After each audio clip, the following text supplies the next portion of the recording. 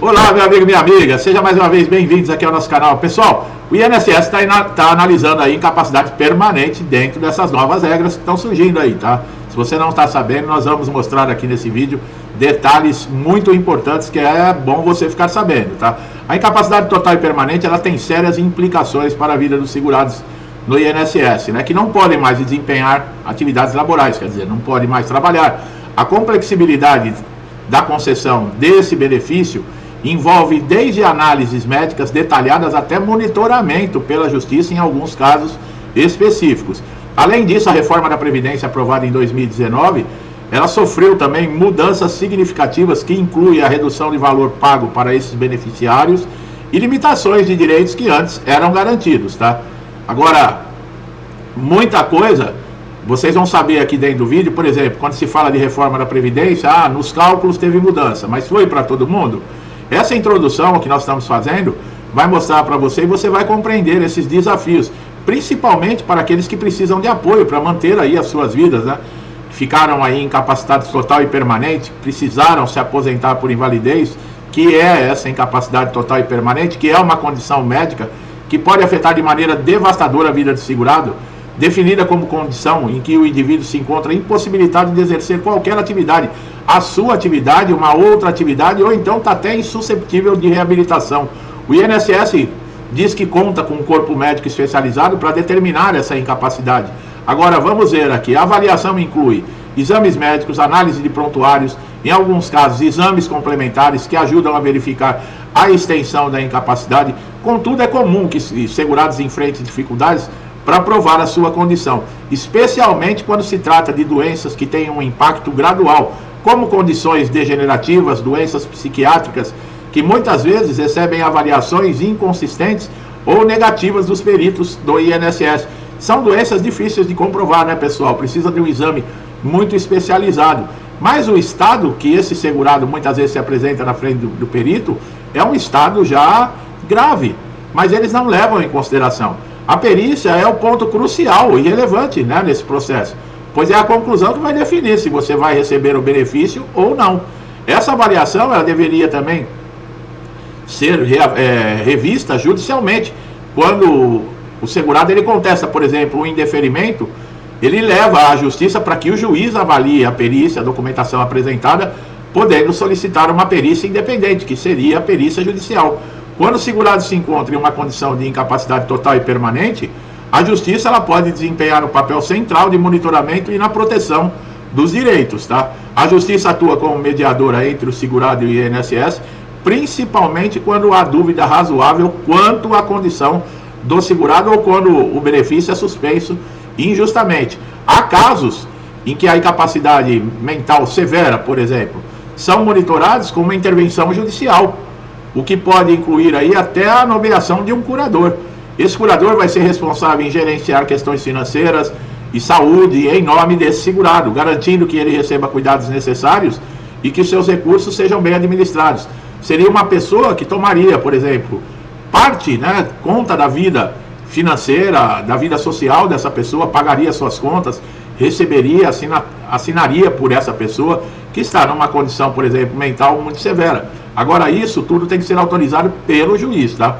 A nomeação desse curador, ele ocorre em circunstâncias específicas e determinadas pela justiça.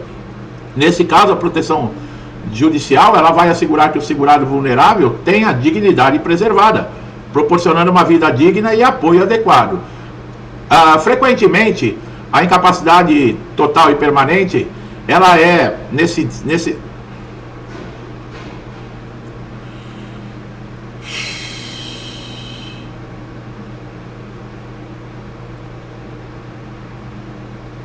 O benefício de incapacidade total e permanente, ele é garantido na Constituição Federal, tá?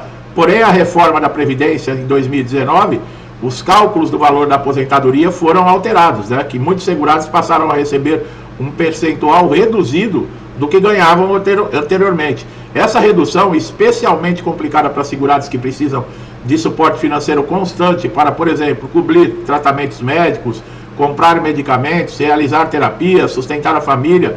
Para aqueles que necessitam de cuidados constantes, há a possibilidade de solicitar, por exemplo, o adicional de 25% destinado para uma assistência contínua de terceiros, né? Quando você precisa, por exemplo, de alguém para cuidar da higiene pessoal, medicamentos dessa pessoa que está aposentada por invalidez, a concessão desse adicional, ele nem sempre é fácil, tá? E muitos segurados precisam também recorrer à justiça, porque é necessário você passar por uma perícia.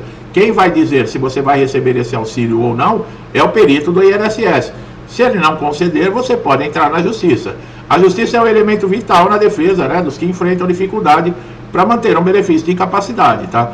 Isso se torna especialmente relevante devido aí diante de casos de suspensão ou cessação injusta de benefício, quando o sistema não atende de forma eficiente às necessidades dos segurados, tá? O monitoramento da incapacidade por parte da justiça acontece quando um segurado, por exemplo, que tem um benefício cessado ou indeferido pelo INSS, ele decide contestar a decisão. Quando o caso é levado a julgamento, a justiça analisa provas, perícias médicas, podendo determinar a manutenção ou a restauração do benefício. Esse aspecto de monitoramento é importante para a proteção dos direitos dos mais vulneráveis, especialmente aqueles que apresentam incapacidades mentais graves, como nós citamos agora há pouco. A justiça também pode, né, muitas vezes, encaminhar para a reabilitação profissional, tá? Até aposentados por invalidez que tiveram benefício concedido judicialmente, já estão na reabilitação profissional há anos, né? Porque a reabilitação profissional do INSS está desestruturada. Infelizmente, eles não estão dando curso, ao contrário, estão dizendo para o segurado, você tem que fazer o curso por sua conta, e não pode ser cursos muito longos. Olha aí, o segurado já está numa situação. Por que isso? Porque quando você vai para a reabilitação profissional, o INSS fica impedido de, por exemplo, cessar ou indeferir o seu benefício ou os pagamentos. Então, o que acontece? Já está tendo problema financeiro de recursos dentro do INSS. A reabilitação, ela seria, por exemplo, uma disposição a mais de recursos, e o INSS não está querendo assumir. Então, o que faz? Passa a responsabilidade para o segurado, mas o segurado ele não é obrigado. Se alguém lá da reabilitação falar para você que você tem que pagar o curso, não faça, não pague. Você não é obrigado. Quem é responsável em reabilitar você é o INSS, tá? Existem questões muito delicadas, tá, com relação a isso. Benefícios concedidos judicialmente, o INSS também pode suspender, mas desde que tenha, por exemplo, uma justificativa para essa cessação.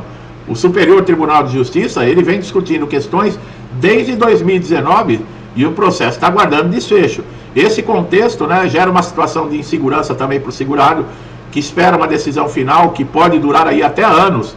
O INSS alega que em casos, por exemplo, que o benefício se torna desnecessário por recuperação do segurado, ele pode reverter para o indeferimento, ele pode tirar o benefício, mas a justiça, ela não deixa, tem que ter autorização judicial. Isso também está criando um impasse direto entre o bem-estar do INSS com a justiça. A burocracia envolvida nesses processos está refletindo demais, tá? O segurado aí, ao apresentar um processo que ele foi injustamente desrespeitado nos seus direitos no INSS, ele causa um tremendo desagrado no INSS. Por quê? Eles não querem que você entre na justiça, eles querem que você aceite, por exemplo, o indeferimento e fica quietinho na sua, tá? Não tem que reclamar, não precisa. O INSS ele quer receber, ele não quer pagar, tá? Inclusive, para 2025, se vocês não viram um vídeo que nós fizemos ainda, falando numa forma geral para benefício de incapacidade, tanto auxílio-doença como aposentadoria por invalidez, vamos ter aí surpresas desagradáveis, tá, para segurados.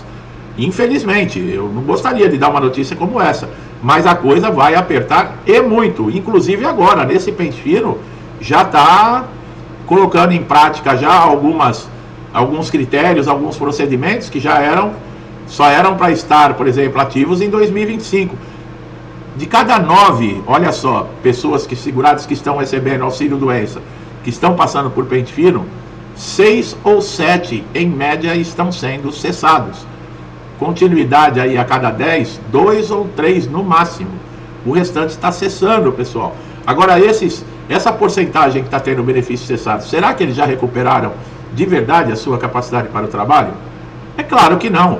Se for fazer, por exemplo, uma perícia de verdade, não essa perícia praticada, chamada pelo INSS de perícia, né, que é entrar na sala, o perito não olhar na cara, não examinar, não perguntar, não conversar, não olhar documentação e mandar você sair em 2, 3 minutos da sala, isso é só o INSS que chama de perícia. Eu não chamo isso de perícia de jeito nenhum.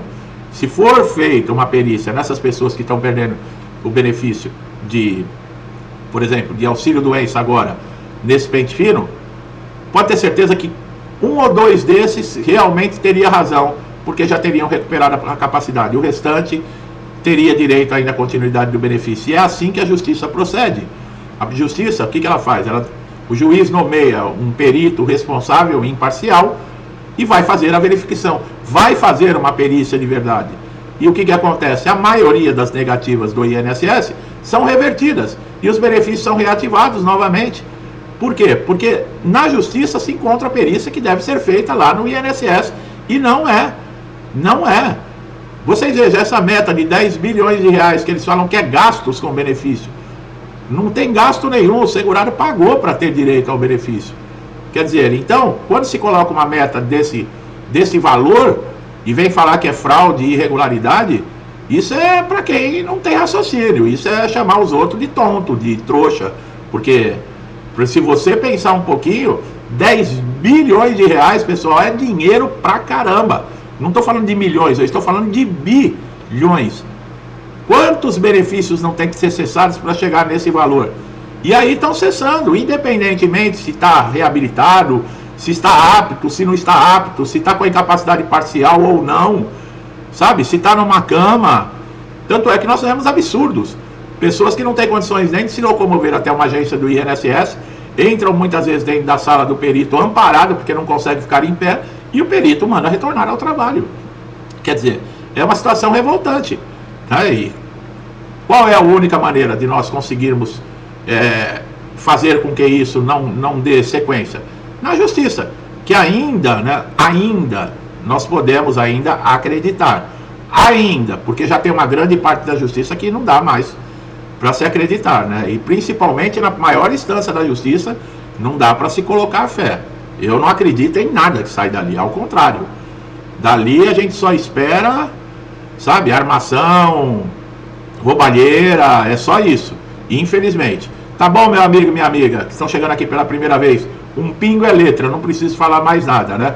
Sejam muito bem-vindos, aproveite todos os nossos conteúdos, tá? Se você tiver dúvidas, precisar de esclarecimento, você está no local certo, tá? Aqui você pode entrar na página principal aqui do canal, clicar em vídeos, você vai ter muito conteúdo à sua disposição, que vai ajudar você a entender, a resolver problemas, a tirar dúvidas. Então é muito importante você estar aqui no canal. Gostou do meu trabalho? Não deixe de dar um like, tá? Se inscreva no canal, ative o sininho de notificação para sempre receber conteúdos relevantes, tá? Você só tem a ganhar com isso. Meu amigo, minha amiga, que estão sempre comigo me incentivando, meu muito obrigado.